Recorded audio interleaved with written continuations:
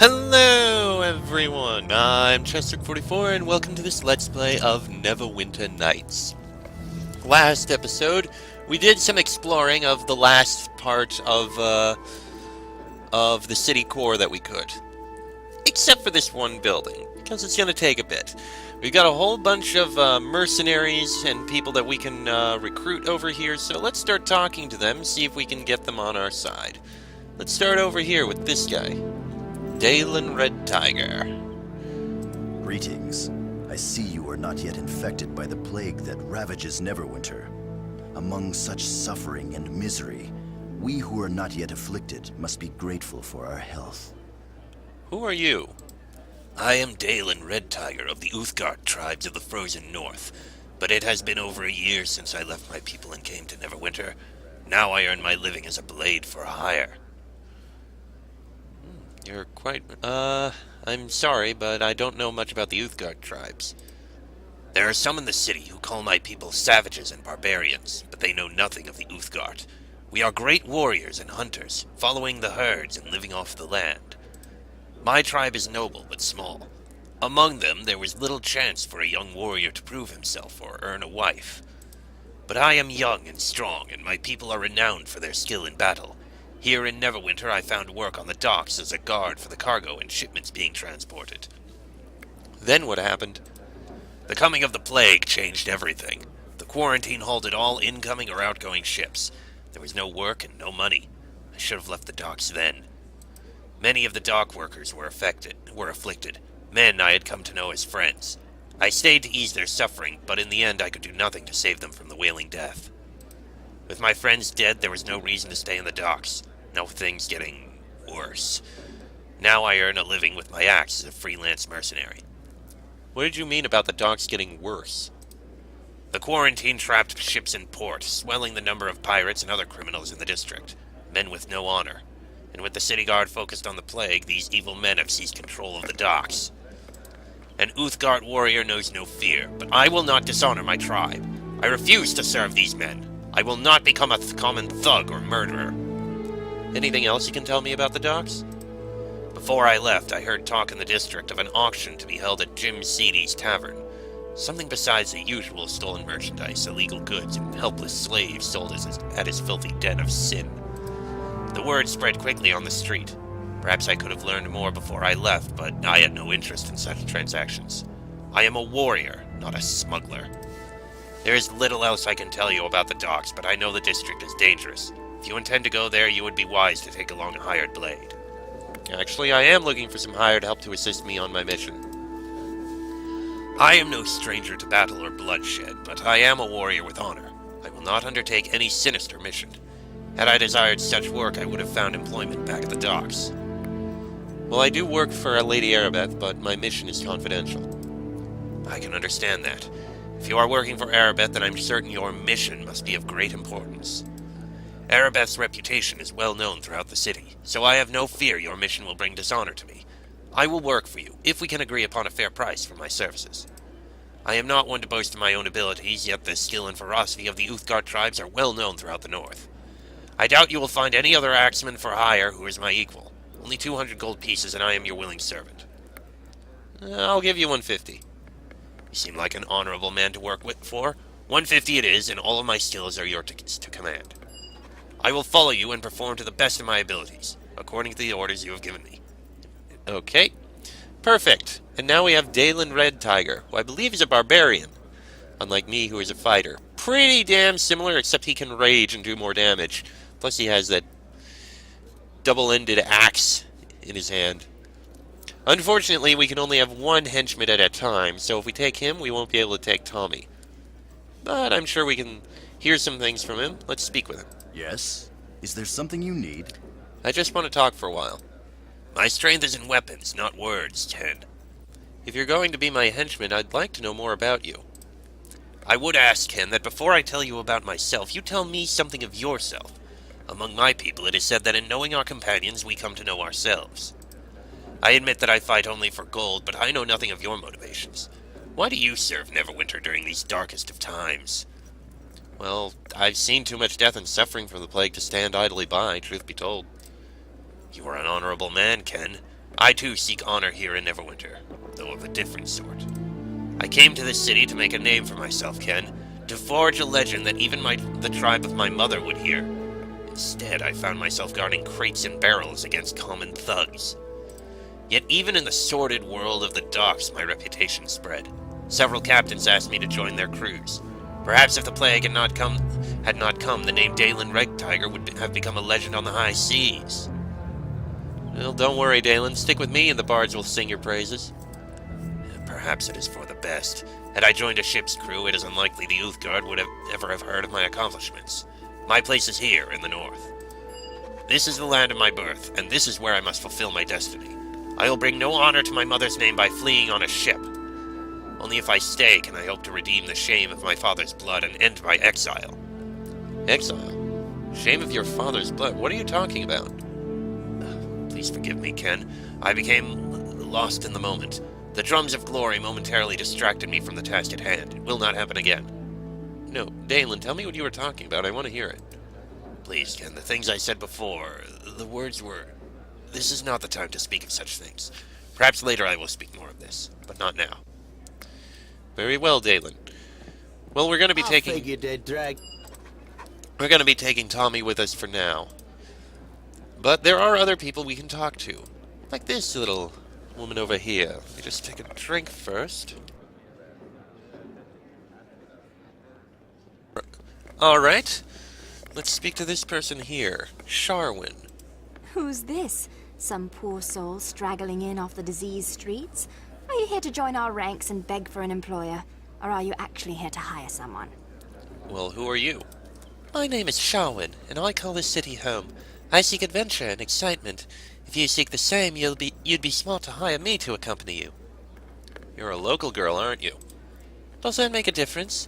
I've seen people I've known my whole life falling to sickness all around me. I'd say that gives me more motivation than most. And incidentally, I am no girl. And if I don't seek adventure and excitement? What's it to be then? Duty and honor? Power and riches? Somehow I doubt it matters, as I'm willing to bet you'll find adventure and excitement along your path regardless of whether or not you seek them. I am a caster of bardic magic, a master of all skills and a teller of the oldest legends, and with or without your help I intend to achieve my own fame in my time. One day bards will sing their songs about me. I suppose such talk may make me seem arrogant to you, my lord. If so, I don't particularly care. I've known the path I was on for a long time. I left behind a life of riches to live the life of a bard. Wait, you left behind a life of riches?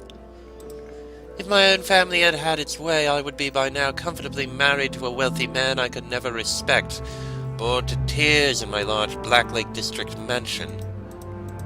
How odd a game the fates play. My family lies mostly dead now, and Black Lake is full of frightened fools who bury their heads in the sand and pretend the plague won't touch them. What do you know about the Black Lake District? Plenty. It is full near to bursting with rich, frightened nobles who would rather wall off the district from everyone else and pretend the rest of the city doesn't exist than actually try to help. There are those within the district who are trying to rally the rich to aid the rest of the city, but their cries mostly fall on deaf ears. One day the plague will come to them in force, and they shall regret their selfishness. Anything else you can tell me about Black Lake? Is there much else to tell? It is perhaps the one place in the city that remains yet orderly and plague-free, although getting inside its walls may be a bit of a problem. There are some elements of seediness, perhaps. Every place you find the rich, you find places where they can indulge in their strangest tastes. I understand the local tavern's basement has its distractions. One thing I know for sure, if you intend to get anywhere in Black Lake, you'd best rely on charm rather than muscle. Or maybe bring a companion who knows the terrain. Well, actually, I am looking for someone to assist me on my mission. So I understand. Might you be able to illuminate me as to the nature of this mission of yours? Well, I work for Lady Arabeth Confidential. Oh. Well, have it your way. If you're working for Lady Arabeth, I imagine it's something of great importance. Arabeth is Lord Nash's servant, so your mission is bound to be exciting. Yes, I think I'd rather like to join you, if the price is right. My skills don't come cheaply, however. I'll follow you gladly and to the best of my ability, my lord, provided my price is met. What shall that price be? Let's see, 200 gold seems fair, wouldn't you say? How about 150? I am not a crate of salt to be haggled over. 200 gold and nothing. Come back, have you? What? Ah, we can still persuade. As long as we fail. Come back, have you? What do you require now? I want to get it low. Oh, fine, fine. I suppose a bit of gold now isn't the most important thing. I'm at your disposal, my lord. I will follow you as you require. If you want me to do something different, do let me know. Shall we get a move on then? Yes? Well, Is there something you first, need? I'd like to talk for a while. By the way, do you have any advice you can give me about my mission? I wouldn't know where to begin. I suppose I could tell you something about Blacklake if you like. I know that best. Tell me about it. It is full near to bursting with rich, frightened nobles who would rather wall off the district from everyone else and pretend the rest of the city doesn't exist than actually try to help. There are those within the district who are trying to rally the rich to aid the rest of the city, but their cries mostly fall on deaf ears. One day the plague will come to them in force and they shall regret their selfishness. There is one powerful nobleman by the name of Mildanin. He's a sorcerer with a fearsome reputation who lives in Blacklake. If anyone might, he might know something about what's going on. Anything else? Is there much else to tell? It is perhaps the one place in the city that remains yet orderly and plague-free, although getting inside its walls may be a bit of a problem. There are some elements of seediness, perhaps. Oh wait, we already saw that. Well, Yes? now, if you don't mind, I'd like to know more about you. You'd like to know about me, would you? Alright, Ken, I'm game for a little chit-chat. I want to ask you something first, however. Why are you on this mission of yours? Why work for Arabeth at all? Did she bat her pretty elven eyelashes at you? Or is there some other force at work here that I'm unaware of? Why do you want to know? I asked first. So you did. I expect to be answered first before I say anything. Does that bother you? Well, I can't stand idly by while people suffer and die. I suppose that is a fair motivation. I feel the same, to tell the truth, although I desire more out of all this than just mere success. I desire fame above all else. I want to walk the path that others haven't, to make my own legend rather than recount others. I want to be thrilled and awed by my life, and when I look back on it, to regret nothing. This may seem shallow to you. I have my reasons, however, and I ask no one's approval. What do you think, then, Ken? Do I have a chance at those things, traveling with you? Absolutely, Sherwin. Stick with me and you'll be famous. Promises, promises. I'll admit that there's something about your future that holds great possibility, however. We'll see where it leads. Far better to make the attempt, I think. Far better even to perform great deeds and remain unknown than to not even try at all. I know where the normal path leads, believe me. The path of the expected. The path that everyone else wants you to lead. Down that path lies oblivion. Oblivion? What are you talking about? Death, Ken. Or as good as it anyway. There are many ways to die that don't leave a corpse. If you wish, I'll tell you a tale sometime. About my family and how I became what I am today. You'll probably be bored to tears, as I'm certainly not the stuff of legends yet, but it's up to you.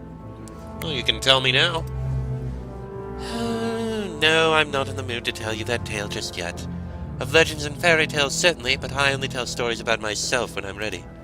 I'm sure there's plenty to keep us busy, correct? Lead on, Ken. And that's Sharwin, a bard of sorts. Bards are basically able to do a little bit of everything. They can do some fighting, and she has a bow for it. They can cast some spells, and she does have that ability. Somewhere.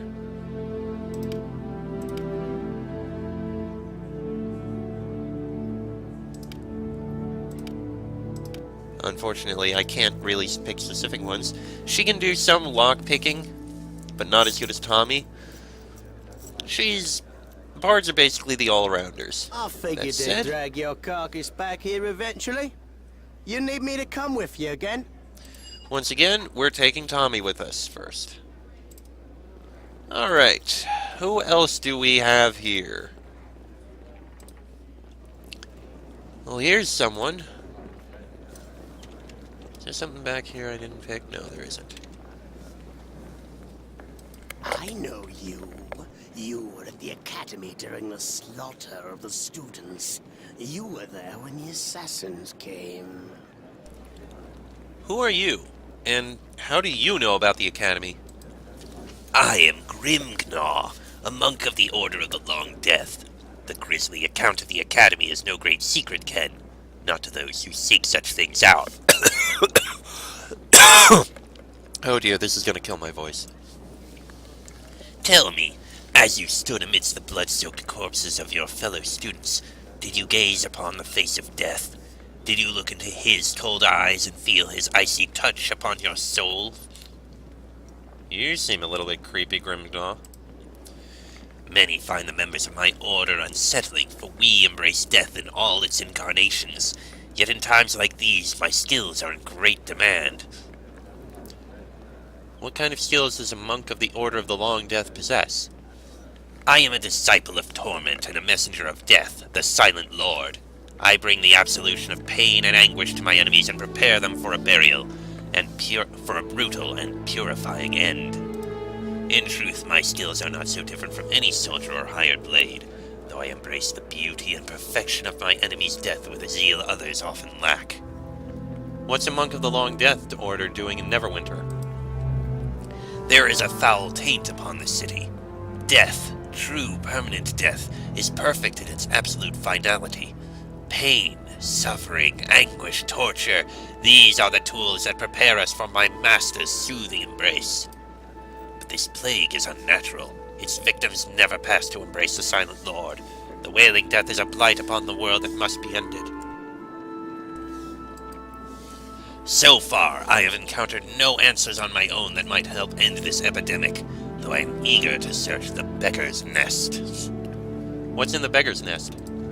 I have heard rumors that in that blighted district zombies walk the streets.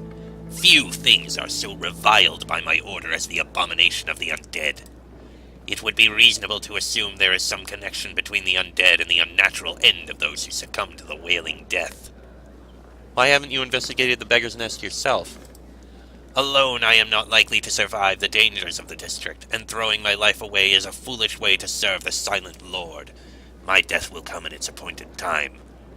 Actually, I'm looking for some hired help to assist me on my mission.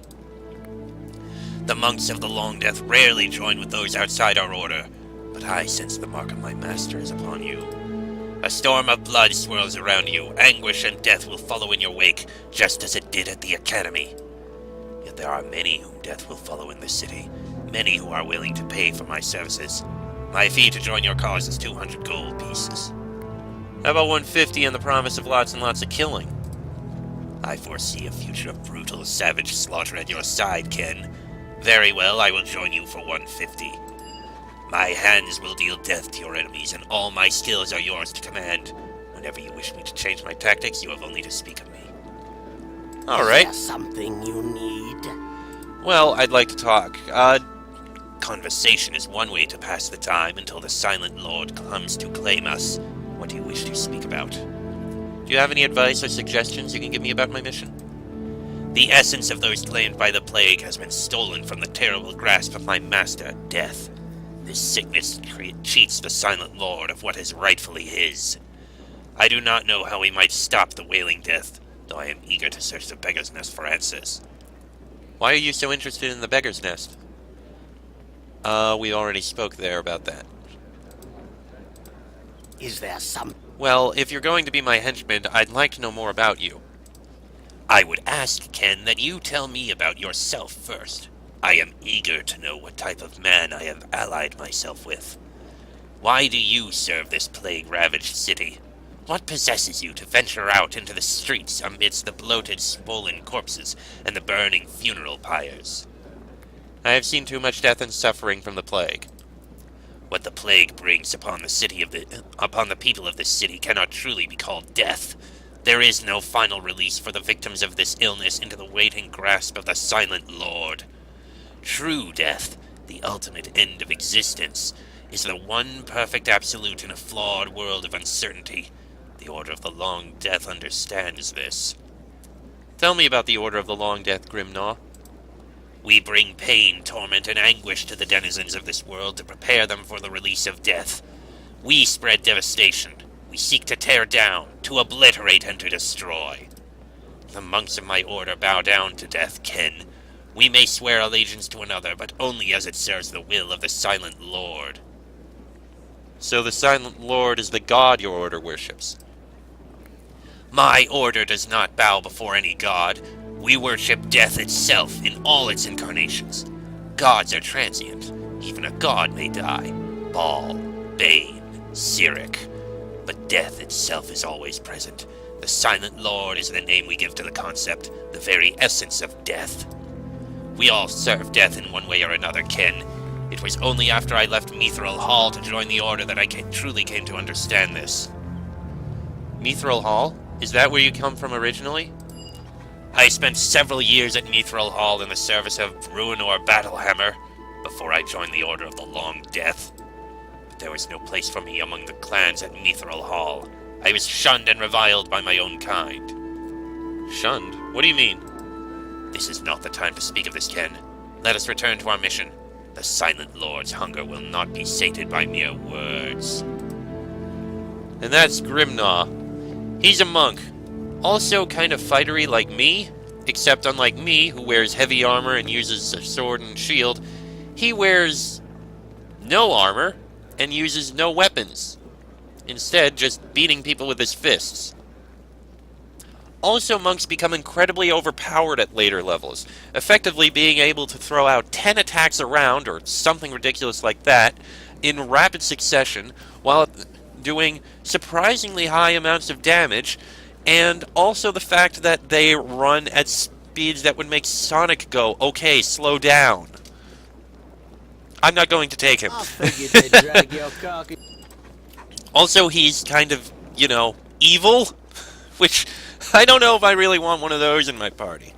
Anyway, let's see. Tommy, if you don't mind, come over here. We got another to talk to. Let me just get some water first, because that hurt my throat. Alright, let's speak to this next person. Linu Laneral. Please now, I already told you that I didn't mean to step on your cat. It ran right in front. Oh, you're not that other one. Oh, goodness, how embarrassing. Why does this always happen to me? Who are you? Before I tell you anything about me, I would like to ask you a question if you don't mind. Go ahead. You're not one of those dirty, underhanded, conniving thief types, are you? Tommy, step back a bit, please. No, I'm not. Why do you ask? I have had nothing but problems with irritating, despisable thieves ever since I left. But that's not important right now. Let me introduce myself. Okay. My name is Linu Laneral, a devout priest of Sehane Moonbow. I seek to continue my adventures by hiring myself out as a healer. Well, why are you in the barracks rather than helping the plague victims? I came to the city believing that I could stem the tide of this plague with the powers of Sehane. Alas, it defied my every attempt to find a cure. I worked long, hard hours in the Temple of Tyr, trying to alleviate the pain of the sick. Finally, after working through several days and nights, I was exhausted. When I tried to stand, I fainted. Then what happened? Well, I fell over and bumped into a glass statue of the symbol of Tyr. One of the balanced plates flew across the room and smashed spectacularly right above the head of the high priest. The crash was so shocking that the priest sat down, right on top of a rather large shard of glass. I'm sure it healed up just fine once they stripped him and pulled it out. I was unhurt, but the other priests didn't seem too concerned about that at the time. They asked me to find someone else to help with the wounded, as if it was my fault somehow. Well, that could happen to anyone. You're kind to say so, but I suppose it didn't help that I had accidentally lit the altar on fire the previous day. What? I'm sorry, are you really that clumsy? I'm not really clumsy, I was just tired. My troubles don't come from a lack of dexterity, so much as poor timing. Don't worry, I'm good in a fight and an excellent healer. Each day I have been assisting victims of the plague in the slums of the Black Lake district, where they lie in the street ignored by the residents and guards alike. Well, that's good of you. Well, not anymore. The last time I visited there was a couple of days ago. I was attempting to help a sick old woman off the street when I was set upon by several thugs. They attacked you while you were helping plague victims? People are terribly discouraged because they figure they are going to catch a wailing death, so they aren't overly concerned with morals. In their desperation, they turn to theft. Or worse. I want to go back and help, but what can I do? I think that if I could earn some more experience, and maybe some gold, I might be able to make a difference. Well, I'm looking for a good healer. Do you know anything else about the Black Lake District, by the way? Some of the rich nobles have collected exotic animals and made a zoo for their entertainment. The conditions of the zoo are supposed to be disgusting, and the animals have been mistreated. Oh, I should have done something about it, but the sick and dying in the city are enough misery for anyone. I heard there is a druid here in the core who is looking for someone to help free the animals. If you want to go to the Black Lake District, you will have to cross the slums. Plenty of looters who would like to stick a knife in you, so having someone who can guard your back and heal your wounds is a good idea. Well, what I need is someone to assist me on my mission. I want to trust you and I need the work, but I really don't care to be involved in any shady deals. Perhaps you could tell me more about this mission? Well, I work for Lady Arabeth, but my mission is confidential. I can understand that. If you are working for Arabeth, then I'm certain your mission must be of great importance. Arabeth has worked hard to combat this plague, so I am sure I can trust her instincts in this matter. I would love to work for you if we can agree upon a fair price for my services. My goal in life is to get through with a minimum of pain, but sometimes one has to aim for simple survival.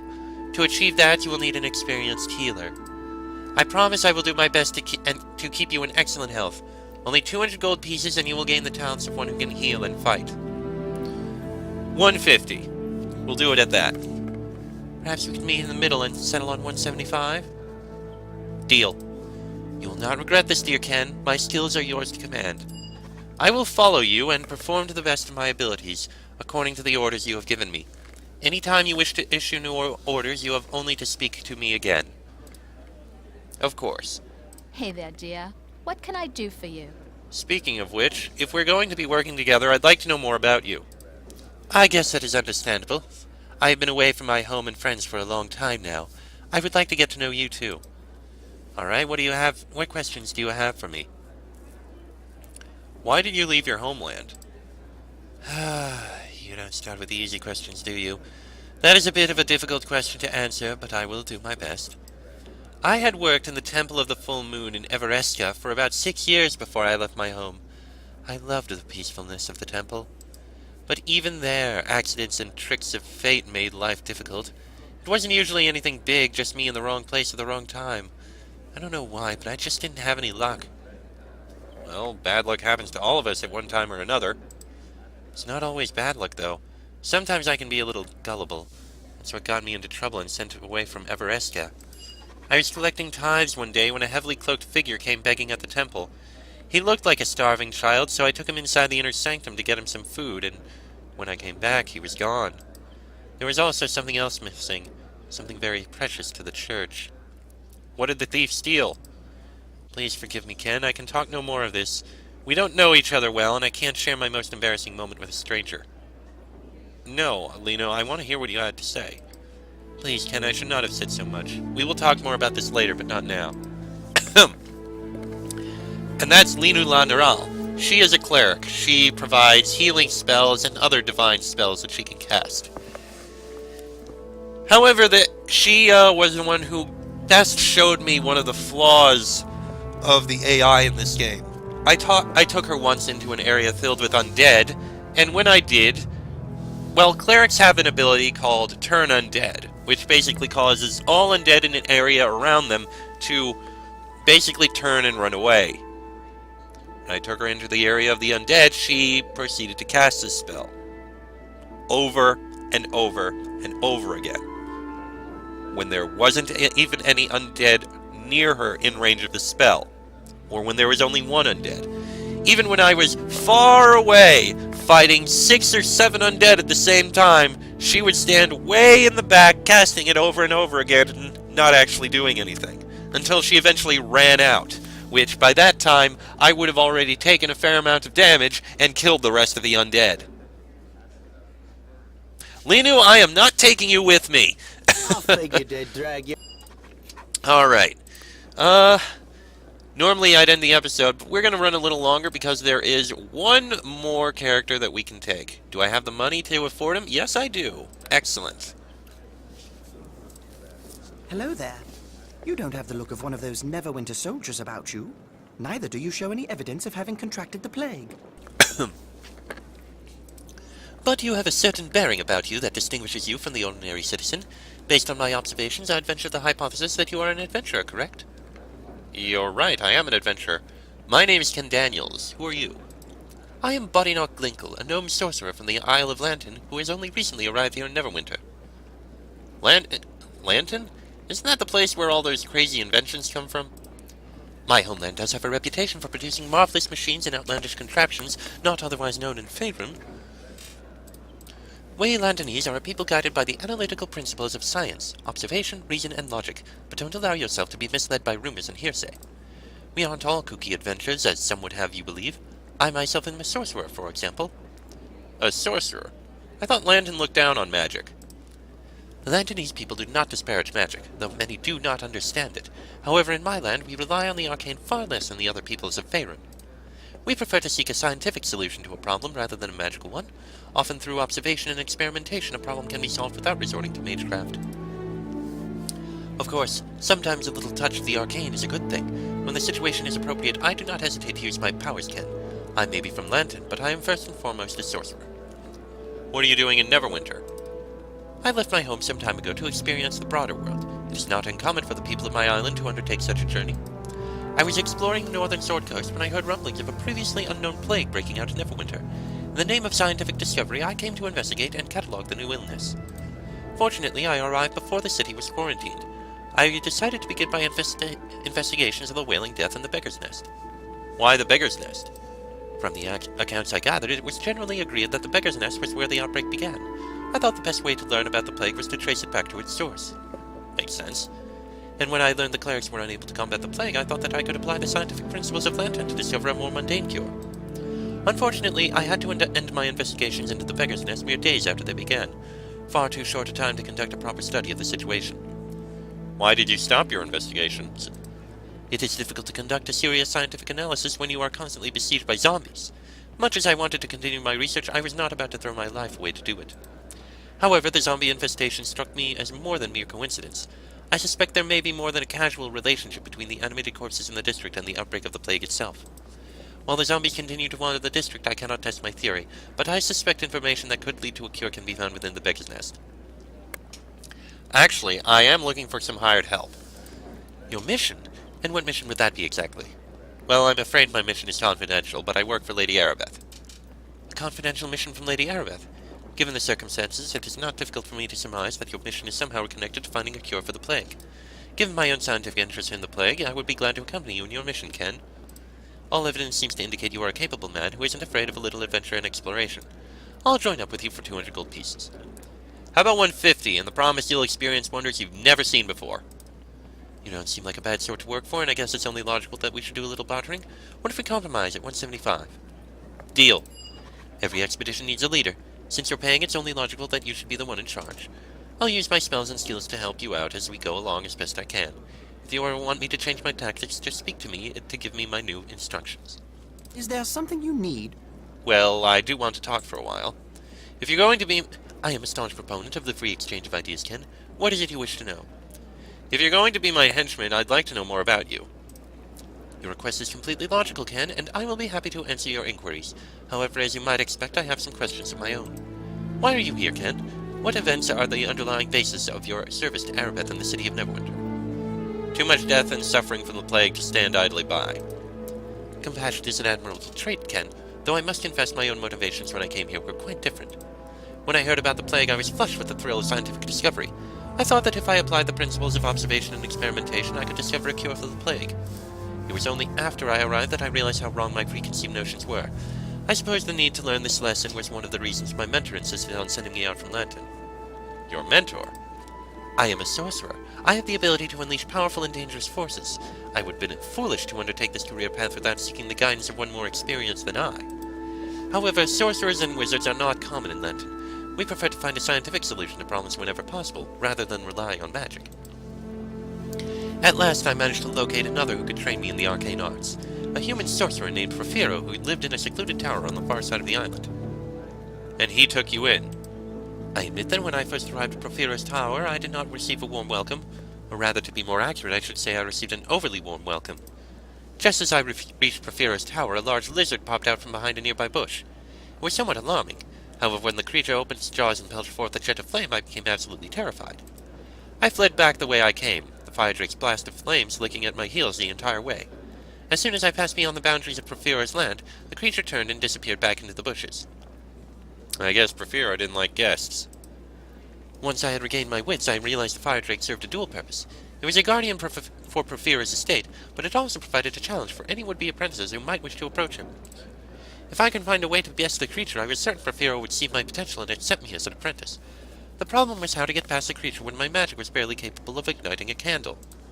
I had to rely on my mind to solve the problem, so I began to analyze the facts as I knew them, and I realized the creature was nothing more than an illusion. An illusion? How'd you figure that out? I simply looked at the evidence. Fire drakes are not indigenous to my island, and the climate is hardly suitable for one to survive. Plus, I had noticed no burnt patches of grass or scorched bushes on the grounds. And the flames I felt licking at my heels had done no damage to my shoes and clothing. Armed with undeniable proof of the illusion, I marched up to the tower once again. When the lizard appeared, I simply ignored it. It charged straight at me, fire and smoke spewing from its jaws, but I held my ground, and a split second before the beast bowled me over, it disappeared in a shower of light. The door to the tower swung open. I stepped in to see an old man in robes. He smiled at me and said, "Well done, Bodinot Glinkle. You have proven yourself worthy of being my student. I am Porphyro." What was it like as his apprentice? I'm sorry, Ken, but this isn't the most reasonable time to discuss this, is it? After all, Neverwinter's in great peril. Ask me about this again later, Ken, and I will be happy to continue my tale.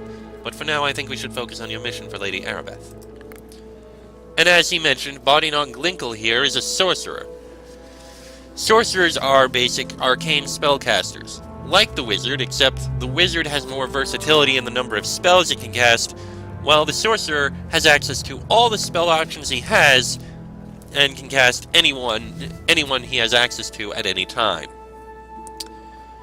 But of course in this game, mages and the like cast spells whenever they can, so I'm not going to take him with me because he'll probably blow all of them on the first fight, and become completely useless later on when he's stuck with his crossbow and unable to hit anything. So for now, we're going to take Tommy, because he can actually pick the locks and get us into chests and doors and the like. Later on, though, we won't need him. That said, that's all the henchmen that we can get here. We can't get any more. So, and this episode has gone on long enough, so I'm going to end it here. Next episode, we're finally going to stop the quests we happen to have. And the quest we're going to start with is going to be...